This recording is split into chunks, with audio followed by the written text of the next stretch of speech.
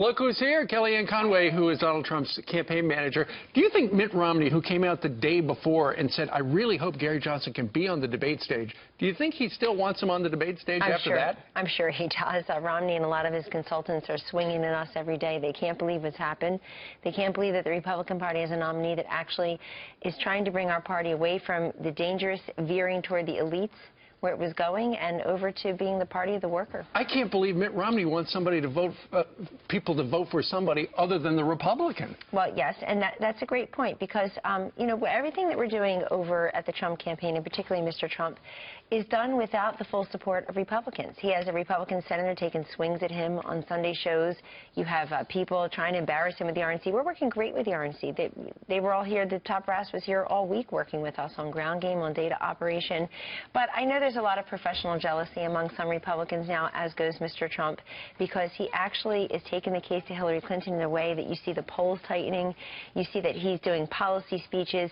He's the best messenger out there. He's an excellent debater, and the way he's preparing is as unconventional as he is a candidate. Well, we don't know this. The Quinnipiac polls are astounding. Shows Donald Trump up in Ohio, a dead heat in Florida, you know, back on top, according to the Suffolk poll in North Carolina. So the polls know that about it. It's closing. It's going to force her off the bench and into the game.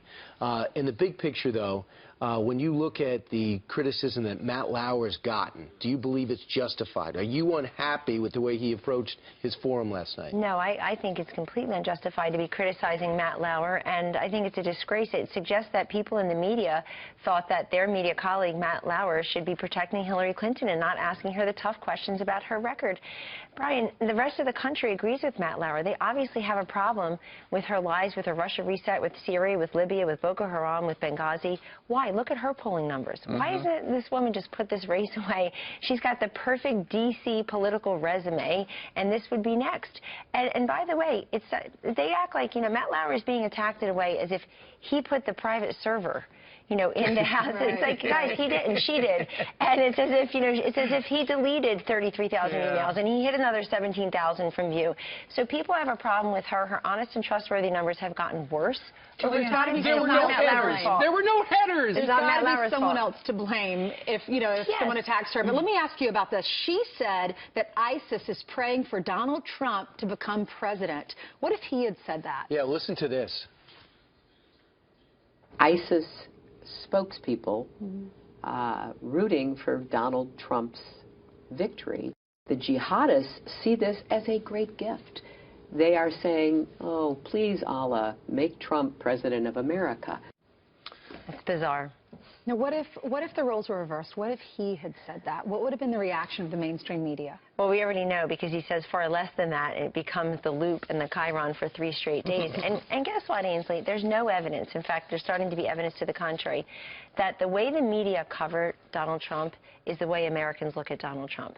That's the greatest disconnect. It's the greatest story not told in this campaign, in my view, which is when you go to these rallies, when you go to these fairs. I was at the fair in a county, in Mahoning County in Ohio on Monday with Governor Pence and Mr. Trump.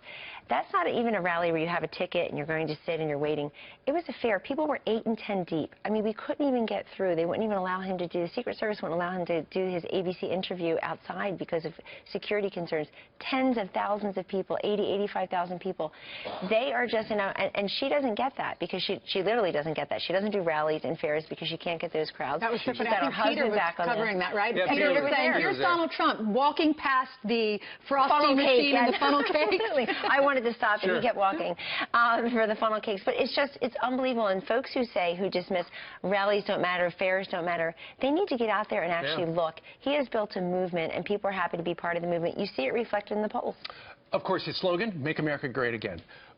Who knew it was racist? That is what Bill Clinton said down in Orlando this week. Listen to this, and then we've got something embarrassing about Mr. Clinton.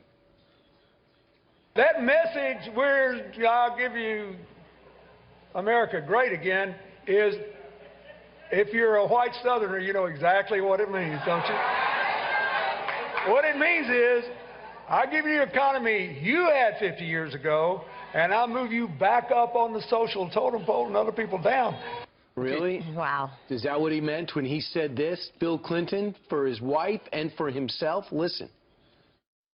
I believe that together we can make America great again. To secure a better future for your children and your grandchildren, and to make America great again. I want to attack these problems and make America great again. It's time for another comeback.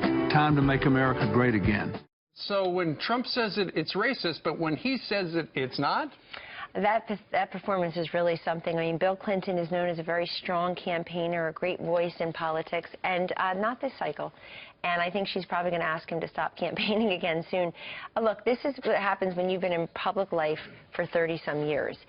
Chances are you've said something that contradicts what you're saying now. And I actually, the idea that he is calling, millions and millions of Americans racist because they support Donald Trump is really a disgrace, and I frankly think it's part of how we're going to win. People are so tired of being told who they are and what they think and how to believe and how to vote, and also they're tired of the political correctness. They're tired of people presuming what's in their heart.